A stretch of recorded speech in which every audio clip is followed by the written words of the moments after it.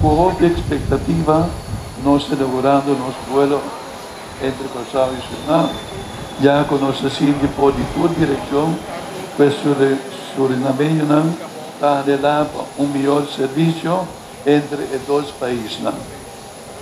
Contando con Surinam e Tapira, nos de dos destinações e nos espera de seguir expandir nos vuelos para mais destinações do Caribe e Latinoamérica. Mientras que nós estamos esperando para causar o departamento de aviação de categoria 1 para por fim nós por a nossa ala para Boulevard América e também Porto Rico.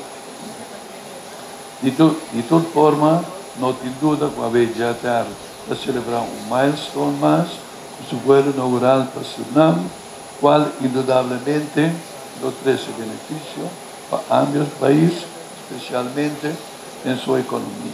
Nós estamos muito orgulhosos que a AWE nos celebrar o começamento de nossas 6 rutas de Jet Air. Surinam está uma ruta que nossa plania foi de começamento. A pandemia atende nos e o mundo eigenlijk atrás. Para eu não nós para começar com isso aqui.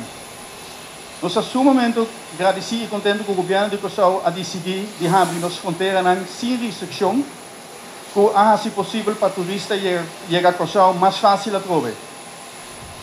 Surinam é uma ruta que sempre tem bom tráfego no passado.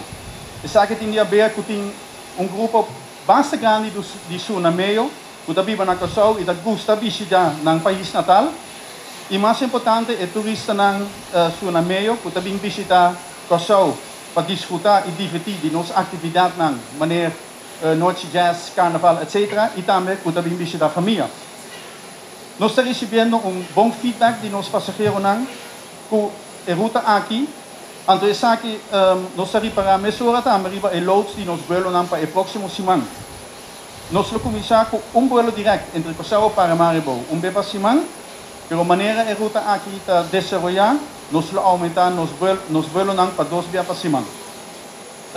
Prijs van die vuelo para Surinam está começando a preço de $385. Isso inclui 2 passenger tax, stoel, maleta de 23 kg e também equipagem de mão de 8 kg.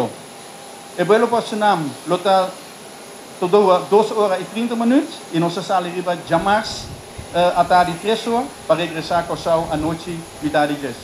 Mas danke.